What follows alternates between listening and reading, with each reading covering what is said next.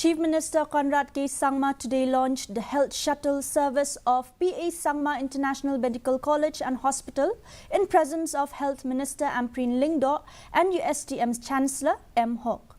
The shuttle service aims to provide pre-hospital transportation for patients and their attendants, ensuring better access to medical facilities for both rural and urban areas.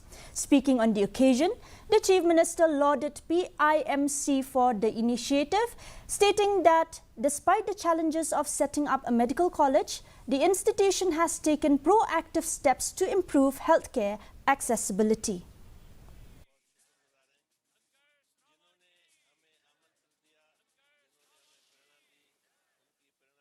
The challenges, you are still moving ahead at a very fast speed in all the work that you do.